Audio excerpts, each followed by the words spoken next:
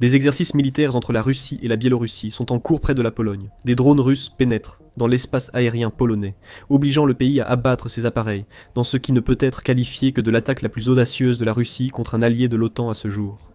La situation sécuritaire en Europe se dégrade et la Pologne en a assez. Il est temps d'agir. Face à la montée des tensions, la Pologne déploie 40 000 soldats à la frontière biélorusse pour montrer sa détermination envers Vladimir Poutine. Le 11 septembre, Telewizja Polska World a indiqué que la Pologne avait envoyé 40 000 soldats à la frontière avec la Biélorussie, alliée de la Russie. Bien qu'une augmentation du nombre de soldats était attendue, étant donné que la Biélorussie et la Russie mènent des exercices militaires beaucoup trop près de la Pologne pour être rassurants, le nombre impressionnant de soldats déployés par la Pologne va en surprendre plus d'un. La Pologne a deux raisons principales pour ce déploiement. La première concerne des exercices militaires récents. La Russie et la Biélorussie organisent régulièrement des exercices militaires conjoints, appelés Zapad. Selon Defense News, les 3 derniers exercices ont eu lieu en 2022, l'année où la Russie a envahi l'Ukraine. 3 ans plus tard, Zapad 2025 doit avoir lieu le 12 septembre et se poursuivra jusqu'au 16 septembre. La Russie et la Biélorussie mobiliseront des milliers de soldats pour des exercices simulant la riposte à une attaque ennemie. Zapad 2025 inclura probablement des exercices de frappe aérienne et de sabotage près de la frontière. La Pologne est frontalière de la Biélorussie. Le nombre de soldats à Zapad 2025 reste discuté. Lorsque les exercices ont été annoncés pour la première fois en février, la Biélorussie a affirmé qu'ils impliqueraient 13 000 soldats dans ce qui était clairement une tentative de projeter sa puissance vers l'ouest. Depuis, Poutine a un peu amélioré les relations russo-américaines et des discussions de paix en Ukraine sont en cours. La Biélorussie annonce que seule la moitié des effectifs prévus participeront, et que les exercices se tiendront plus en profondeur qu'annoncé initialement. Mais la dernière partie semble à moitié fausse. En août, le ministre biélorusse de la Défense, Viktor Krenin, a annoncé que la majorité des exercices se tiendraient à environ 75 km au nord-est de Minsk. Cependant, il a ajouté que certaines petites unités accompliront des tâches pratiques pour repousser un ennemi hypothétique beaucoup plus près des frontières que la Biélorussie partage avec la Pologne et la Lituanie. Ces exercices préoccupent la Pologne. Ces exercices ont lieu et pourraient servir à la Russie de couverture pour dissimuler des activités de guerre hybride à la frontière. La Pologne se prépare à contrer Zapad 2025 depuis son annonce. Le vice-ministre de la Défense, Cezary Tomczyk, annonce que la Pologne se prépare depuis des mois aux manœuvres Zapad 2025. L'armée polonaise a organisé des exercices avec plus de 30 000 soldats polonais et de l'OTAN pour assurer une réaction adéquate. Tomczyk prévient: n'oublions pas que Zapad 2025 est un exercice offensif. Le déploiement de 40 000 soldats polonais montre que le pays est sérieux. On peut supposer que beaucoup de ces soldats auront participé aux exercices menés par l'armée polonaise pour préparer Zapad 2025. Si un incident survient avec les troupes russes et biélorusses près de la frontière polonaise, ces soldats sont prêts et savent comment réagir. 2 jours avant l'annonce du déploiement massif de troupes, le Cub indépendant a révélé que la Pologne avait un autre plan contre Zapad 2025. Le pays fermera sa frontière avec la Biélorussie le 11 septembre à minuit, sans doute jusqu'à la fin de Zapad 2025. 5 jours plus tard, le Premier ministre polonais Donald Tusk a annoncé la mesure au gouvernement, attribuant sa décision à Zapad 2025. Vendredi, des manœuvres russo-biélorusses très agressives débutent en Biélorussie, près de la frontière polonaise, selon Tusk. Pour la sécurité nationale, nous fermerons la frontière avec la Biélorussie, y compris les passages ferroviaires, jeudi à minuit lors des manœuvres Zapad.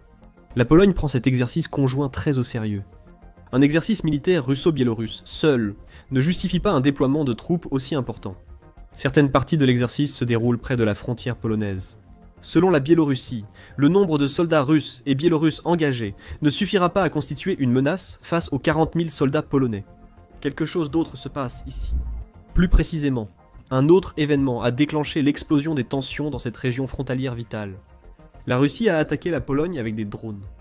Le 10 septembre, la Pologne a déclaré avoir dû abattre plusieurs drones russes ayant violé son espace aérien lors d'une attaque contre l'Ukraine voisine.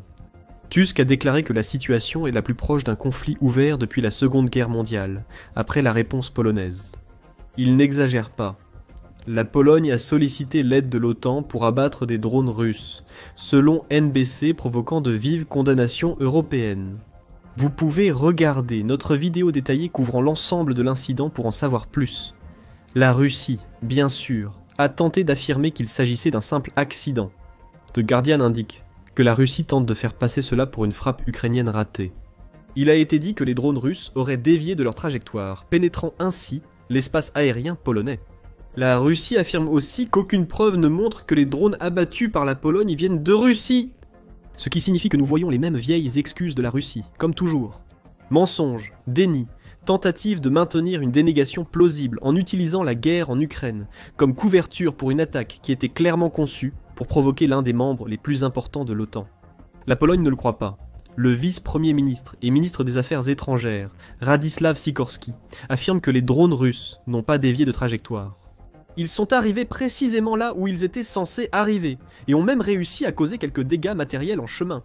Heureusement, personne n'a été blessé, a indiqué Sikorski, bien que cette frappe illustre l'agression russe dépassant l'Ukraine, malgré l'absence de guerre entre la Russie et l'OTAN. Sikorski a déclaré à Poutine que la Pologne, l'Union européenne et l'OTAN ne céderont pas à l'intimidation et soutiendront l'Ukraine. La direction russe doit comprendre que reconstruire le dernier empire d'Europe est voué à l'échec.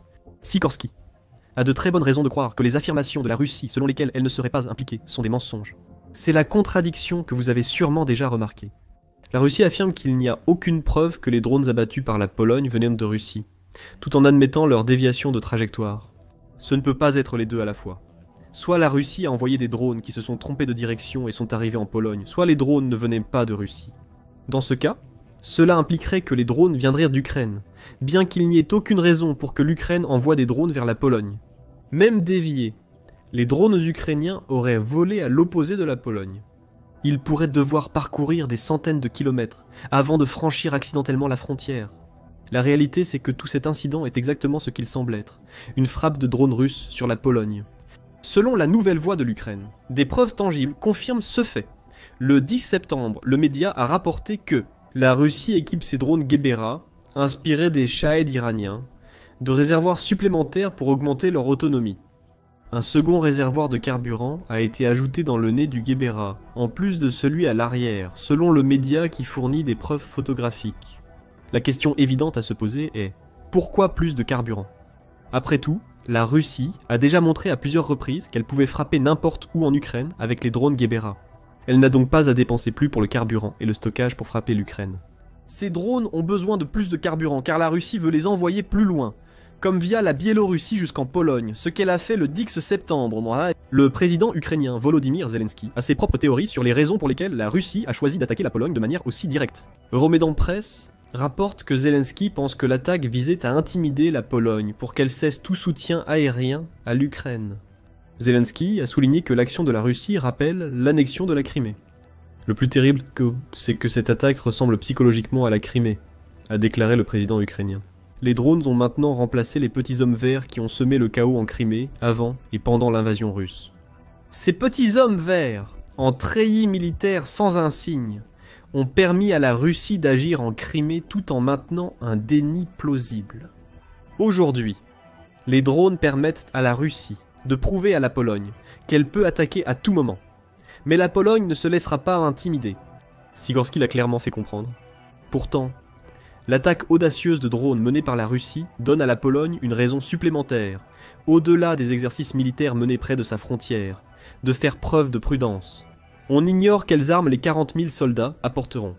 Peut-être qu'ils disposeront d'une forme de défense aérienne portable qui leur permettra d'abattre tout drone traversant accidentellement la frontière, pendant que la Russie et la Biélorussie simulent leur prétendue défense contre des troupes ennemies. Ou peut-être qu'ils serviront simplement d'avertissement, une riposte à la Russie. Vous avez envoyé des drones, alors nous envoyons des soldats. La grande question est maintenant de savoir la suite. Un affrontement direct entre la Pologne et les forces russes et biélorusses de Zapad 2025 semble peu probable. Pour la Russie, un tel affrontement serait une mauvaise idée car seuls de petits groupes de soldats participeront aux exercices à la frontière. C'est du moins ce qu'affirme la Biélorussie sur Zapad 2025. Les participants pourraient s'aventurer près de la frontière, peut-être pour voir de leurs propres yeux quelle défense la Pologne a mise en place, mais il est peu probable qu'ils la franchissent. La Pologne ne va évidemment pas envahir la Biélorussie et provoquer une guerre avec la Russie. Aussi tentant pour Poutine, car cela lui donnerait une excuse pour contre-attaquer. Poutine dirait que l'OTAN ne doit pas intervenir car la Pologne aurait attaqué la première. Mais en réalité, ce sont les drones russes qui ont frappé les premiers. La Pologne, comme l'OTAN, préfère se défendre contre la Russie plutôt que de l'attaquer. Les drones russes visaient à tester la réaction de l'OTAN face à une attaque, même légère, sur le territoire d'un de ses membres. Volodymyr Zelensky a insisté sur la façon dont la Russie tente d'empêcher la Pologne de livrer des défenses aériennes à l'Ukraine. Et c'est exactement le genre de choses qui correspond au mode opératoire de la Russie. C'est un pays qui fait régulièrement voler des avions de chasse près de l'espace aérien de l'OTAN. En avril, la British Broadcasting Corporation a indiqué que la Royal Air Force a dû faire décoller en urgence des chasseurs à 2 reprises pour écarter des avions russes de l'espace aérien de l'OTAN. Il peut également y avoir des occasions où la Russie a envoyé des navires dans les eaux de l'OTAN. Ces incursions ne sont pas des attaques, mais des tests. La façon qu'a la Russie de titiller et de sonder l'OTAN pour voir quel type de réponse elle obtient. Si tout cela était un test, la Russie apprend certainement ce que les membres de l'OTAN sont prêts à faire pour répondre. La Pologne déploie 40 000 soldats à la frontière biélorusse, d'autres pays participant aussi. Le 11 septembre, la British Broadcasting Corporation a rapporté que d'autres membres de l'OTAN se préparent à envoyer des soldats, des systèmes de défense aérienne et de l'artillerie pour sécuriser le flanc Est. Ce qui signifie essentiellement que l'OTAN, en tant que collectif, va renforcer la frontière de la Pologne. La République tchèque et les Pays-Bas se sont tous deux engagés à envoyer davantage de moyens de défense en Pologne. Les Pays-Bas fourniront 300 soldats, ainsi que de l'artillerie et des systèmes de défense aérienne. La République tchèque va envoyer 100 soldats et plusieurs hélicoptères.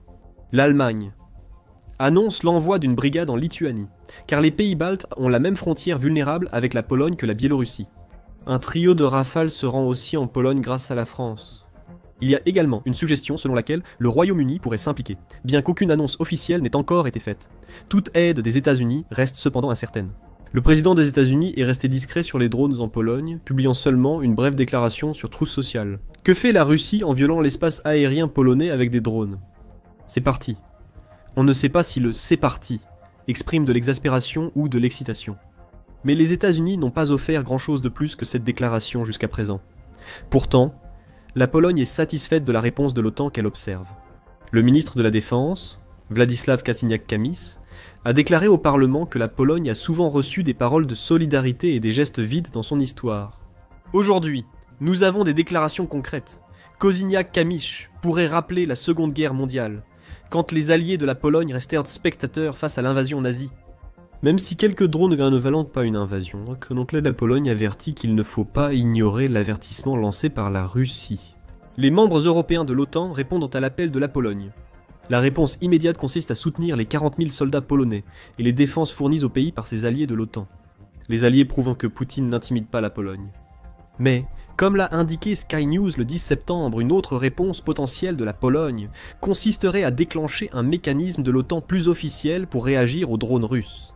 Déclencher l'article 4 de la charte de l'OTAN, et non l'article 5, notez la distinction entre les deux articles. Tous les alliés de l'OTAN ont le devoir de venir en aide à tout autre allié de l'OTAN qui subit une attaque sur son territoire souverain. On pourrait soutenir que les drones russes constituaient une attaque suffisamment grave pour déclencher l'article 5, bien que la Pologne n'ait pas encore pris cette décision, du moins pas pour l'instant. L'article 4 est moins intense. Selon l'article 4, tout membre de l'OTAN peut soumettre une question préoccupante liée à la sécurité d'un membre à la discussion. Ainsi, cela peut être discuté par tous les membres de l'OTAN. C'est essentiellement un mécanisme par lequel les membres de l'OTAN peuvent dire « Voici ce qui s'est passé, alors voyons quoi faire ». En réponse, le déclenchement de l'article 4 ouvre une période de consultation qui peut couvrir tout, de l'échange d'informations et d'idées à l'élaboration d'un plan commun pour traiter la question soulevée. L'activation de l'article 4 permet une réponse officielle à un ennemi. La Pologne a donc agi comme prévu. Elle a déclenché l'article 4. Le site officiel de l'OTAN indique: le 10 septembre 2025, la Pologne a sollicité des consultations au Conseil de l'Atlantique Nord selon l'article 4, à la suite de la violation de l'espace aérien polonais par plusieurs drones russes. L'article 4 n'a été invoqué que 8 fois depuis la création de l'OTAN en 1949. Cela devrait inquiéter Poutine. Il ne sait pas quelle sorte de conversations ont lieu à huis clos. Les membres de l'OTAN envoient des troupes et du matériel en Pologne, probablement après consultation sur ses besoins. Une consultation plus large, comme celle qui a lieu lorsque l'article 4 est déclenché, pourrait permettre aux défenses frontalières déjà renforcées de la Pologne de recevoir un sérieux coup de pouce. Et il n'y a pas que l'OTAN qui parle de l'incursion de drones russes. Le 11 septembre, The Guardian a indiqué qu'une session urgente du Conseil de sécurité de l'Organisation des Nations Unies était demandée par la Pologne. La Pologne cherchera probablement à obtenir plus de soutien. La Pologne adopte une démarche intéressante, souhaitant connaître l'avis de la Russie, membre permanent du Conseil de sécurité de l'Organisation des Nations Unies, un des 5 membres permanents avec les États-Unis, la Chine, la France et le Royaume-Uni. La Russie se retrouverait dans la position intéressante de devoir justifier ou expliquer autrement les drones envoyés en Pologne. Cette réunion devrait-elle être convoquée? La position de la Russie en tant que membre permanent du Conseil de sécurité de l'Organisation des Nations Unies crée également des problèmes pour la Pologne. Membre permanent, la Russie peut opposer son veto à toute résolution du Conseil qu'elle juge nuisible à sa sécurité ou politique étrangère. Vous pouvez être sûr que la Russie utilisera ce droit de veto pour rendre inutiles toutes les décisions issues de la réunion du Conseil que la Pologne souhaite voir adopter. Mais ce n'est peut-être pas le but. La Pologne veut peut-être convoquer le Conseil de sécurité de l'Organisation des Nations Unies pour se confronter à la Russie et montrer qu'elle ne se laisse pas intimider par ses actions. On ne sait pas à quelle vitesse tout cela se produira. Alors que certains membres de l'OTAN ont rapidement offert leur soutien, d'autres au sein de l'Alliance appellent à la prudence. Dans la réponse collective à ce qui se passe en Pologne, l'un d'eux est le commandant suprême des forces alliées de l'OTAN en Europe, le général Alexis Grinkowicz. Le 11 septembre, il a dit « Nous ignorons s'il s'agissait d'un acte volontaire ou non », avant de souligner la nécessité de poser des questions sur l'affirmation polonaise que la Russie a envoyé 19 drones sur son territoire. Je ne peux pas dire avec certitude aujourd'hui si c'était 20 ou 10. Nous devons simplement entrer dans les détails techniques pour comprendre cela, pour débriefer les équipages qui étaient en mission, pour voir ce qu'ils ont observé. Autrement dit, l'OTAN va temporiser, ce qui nous ramène à la Pologne et ses 40 000 soldats. Face à Zapad 2025 et aux drones russes entrant dans son espace, la Pologne agit en attendant l'OTAN. Elle n'a pas le choix. Une enquête de l'OTAN pourrait mettre des jours ou semaines à dévoiler la vérité sur la frappe de drones. La Pologne veut envoyer un message bien avant cela, et c'est exactement ce qu'elle fait avec ses 40 000 soldats.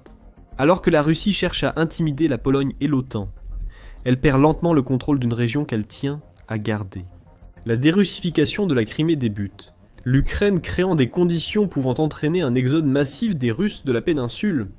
Découvrez-en plus dans notre vidéo et abonnez-vous à The Military Show pour d'autres reportages sur les conséquences des actions récentes de la Russie en Pologne et alentour. Merci de votre attention.